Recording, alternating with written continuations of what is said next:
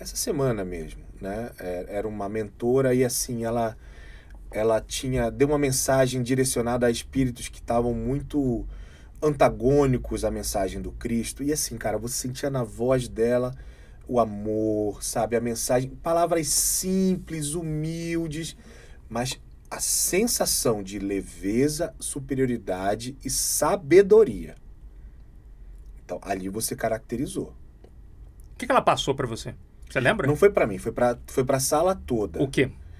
Ela colocava que existiam irmãos que são muito antagônicos ao Cristo por diversas razões do passado, algumas marcas, né? E esses irmãos eram contra aquele trabalho fraternal que estava sendo feito.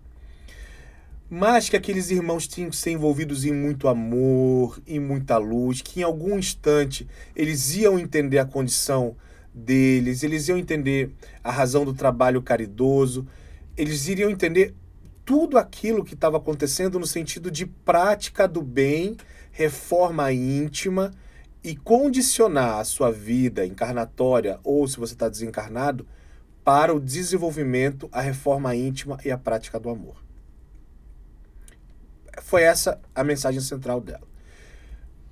Mas mentor tem um jeito especial de falar, com carinho, cara, sem condenar. Ela falou nome? Você apresentou? Não. Normalmente não falam, né?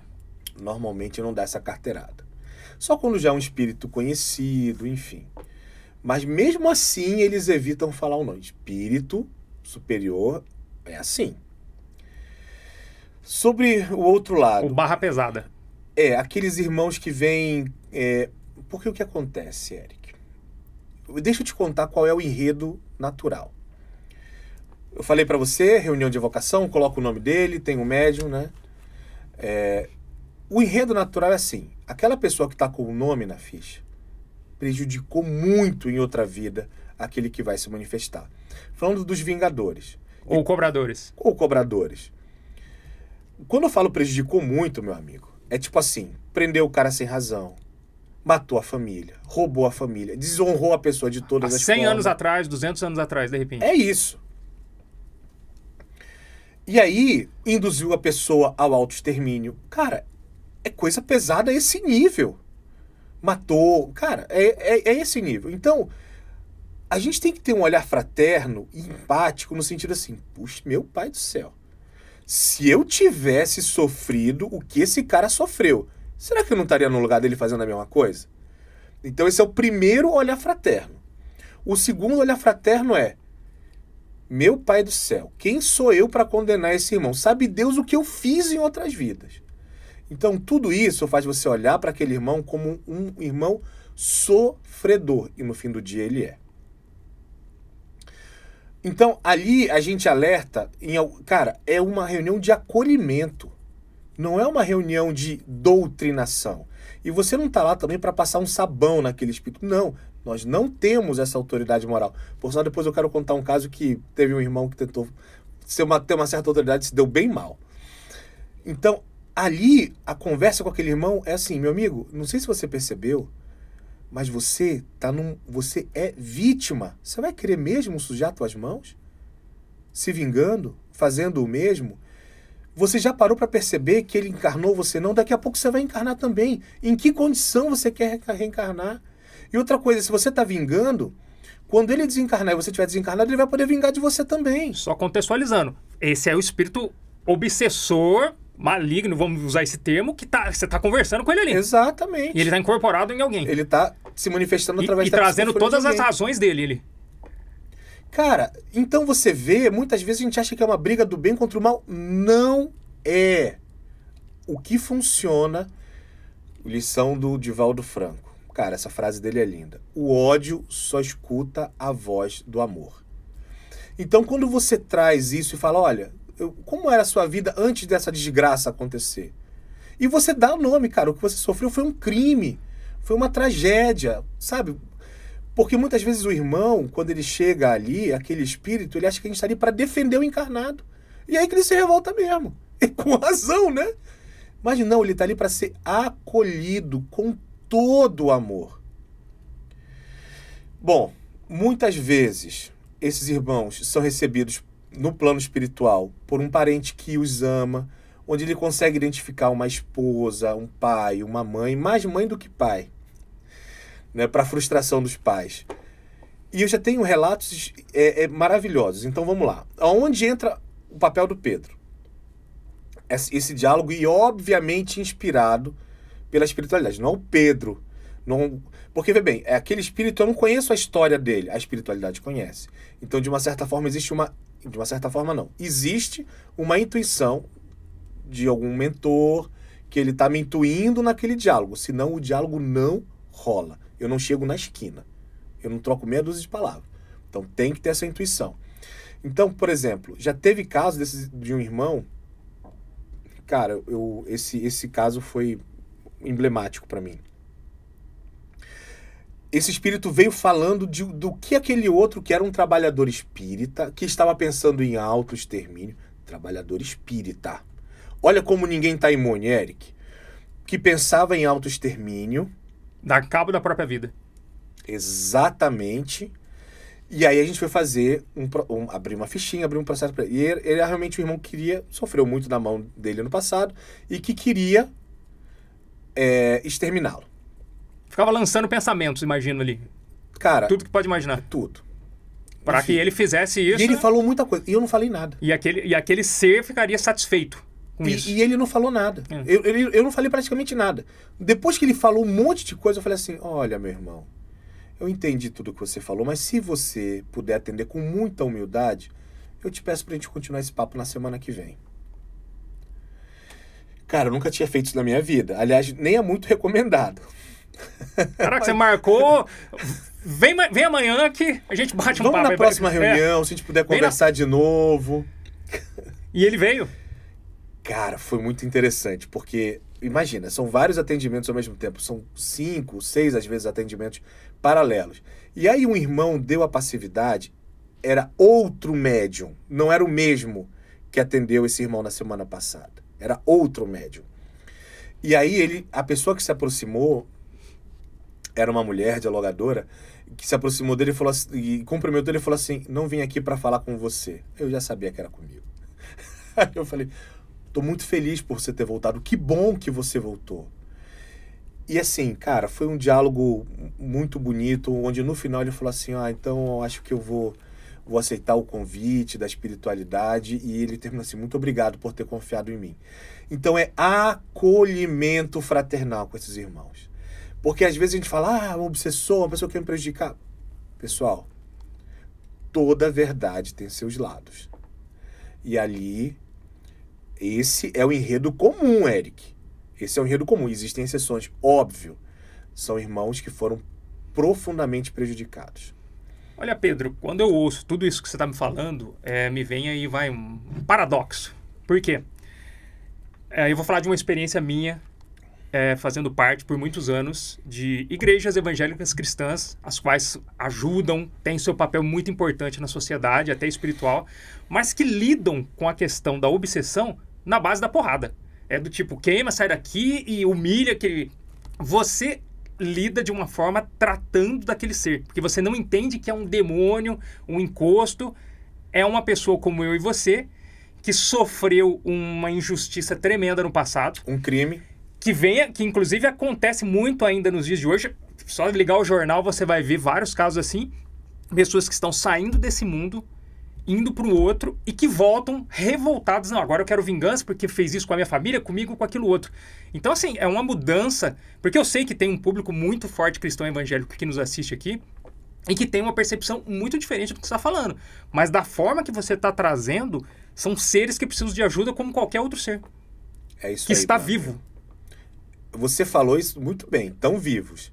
E com as sensações muito mais vivas, perceptivas do que a nossa. Eu falei isso no outro podcast. A pessoa, um plano espiritual, uma mazela, um vício ou uma virtude tem cheiro próprio. No livro do Divaldo, no filme do Divaldo, toda vez que Joana de Ângeles passa, sente o perfume de rosa. É porque ela deixa impregnar a virtude, as conquistas morais que ela tem. Esses irmãos, eles não são, estou falando desses casos, essencialmente maus. Eles passaram por um processo muito difícil, não absorveram bem, é verdade. Não diluíram bem isso no espírito, é verdade. Tomaram uma decisão ruim, que é o da vingança, é verdade, mas ainda são vítimas, certo? E na contabilidade divina, cara, olha só. Isso é considerado, na contabilidade divina isso é considerado. E o Deus que a doutrina espírita reconhece, por todos os mecanismos que ele criou, é o Deus da oportunidade. Por maiores que tenham sido as besteiras que você tenha feito, Deus vai te dar uma oportunidade de corrigir. Ele não condena, jamais vai te condenar. Nem a mim, nem a você, nem a ninguém, e muito menos a esses irmãos. Então, o que ele busca através da sua doutrina, do seu evangelho, e a reunião mediúnica é um dos mecanismos, é mostrar para aquele irmão que ele vai ter novas oportunidades na vida. Que ele também tem seus erros, aquilo passou, foi terrível o que ele passou, mas que o amor de Deus age sobre ele e que o destino dele, ele foi criado para a felicidade. Isso é encarnado e desencarnado, e não para a vingança. Bom, Pedro, vamos lá. Acho que é um momento interessante, então, de você trazer para a gente o seguinte. Na prática, como é que esse ser revoltado que foi vítima, com aquele ser que foi o agressor, como é que eles lidam depois com uma reencarnação? Que situações podem surgir? Olha... A que ponto? Vamos lá. Existem 2 tipos de reencarnação. Todas são planejadas. Todas, sem nenhuma exceção, tem um grau de planejamento. Algumas, o espírito acompanha esse planejamento junto e hashtag fica a dica. Se ele participa, ele consegue, dependendo dos méritos dele, negociar alguma coisa. Olha, Joãozinho, você vai encarnar com a Mariazinha como esposa, exemplo. Nossa, a Mariazinha, mas não, eu já estou acostumado a casar com a Paulinha em toda a encarnação. Ela é minha companheira. Falou, ó, mas deixa eu te falar uma coisa, Joãozinho. Você prejudicou muito a Mariazinha, meu amigo.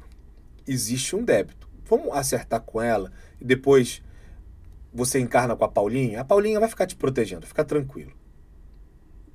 Não tem escolha. Às vezes tem. Não, tudo bem. Então a Mariazinha vem como tua filha, você cuida dela com muito amor. Essas são as planejadas e o espírito, muitas das vezes, consegue negociar uma outra coisa.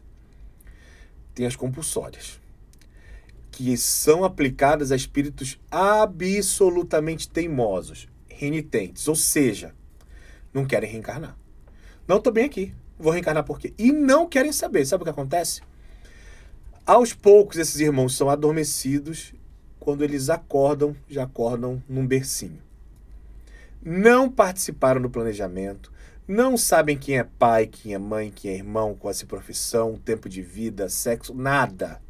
Onde vai nascer, em que condição, nada. São as compulsórias. E ali o espírito não está. Não participou do planejamento e não se preparou para a reencarnação. Normalmente as compulsórias são reencarnações de bastante sofrimento, cara. Mas pode isso? Não seria interferir um pouco no livre-arbítrio? Eu fiquei curioso por essa compulsória aí. E aí? Mas que, cara, você trouxe um tema fantástico, o livre-arbítrio. A gente realmente acha que o nosso livre-arbítrio é 100% livre? Não é. Claro que não. Se fosse, eu não queria reencarnar. Me Tá. Deixa no plano espiritual, Ninguém meu voltava amigo. pra cá pra sofrer. Deixa lá com a minha família espiritual, trabalhando no plano espiritual, tranquilo. Vou querer vir para um... Eu acabei de descrever pra você como é que tá o nosso mundo. Você acha que eu vou querer vir pra cá? Não. Tem gente nascendo lá em Israel, no meio da guerra. Em lugares bem piores, Ucrânia, né? Até piores. Bem piores. Então, cara, o livre-arbítrio, existe uma imposição divina de evolução. Aliás, a evolução é uma lei de Deus. E o que é intocável são as leis de Deus. Lei de progressão, de destruição, trabalho. Terceira parte do Livro dos Espíritos, quem ficar curioso está lá. Então existe uma lei. Elas são intocáveis. Nosso livre-arbítrio, não. Ou você acha que irmãos que nascem profundamente mutilados, na sua grande maioria, outros que vêm com psicopatias graves... São reflexos? São reflexos, mas você acha que eles escolheram isso? Não. Ah, tá. Você sabe que isso que você me perguntou, muitos espíritos perguntam, e o meu livre-arbítrio? Eu não quero encarnar, não. Aí eu venho com esse mesmo discurso. É por isso que ele é bem treinado. Bom, Pedro, mas vamos parar para pensar aqui então o seguinte. Quer dizer então que de repente nós temos famílias aí com pai, mãe, irmãos e que foram todos inimigos em uma vida passada. É isso mesmo? Existe essa possibilidade? A possibilidade existe. Mas como funciona esse processo? Se eu puder entrar um pouquinho mais no detalhe. Imagina assim, Eric, você tá no plano espiritual, chega alguém, bate no tambor e fala assim, vamos encarnar? Você vai falar assim, olha, eu não quero muito, mas já que não tem jeito, vamos. E aí você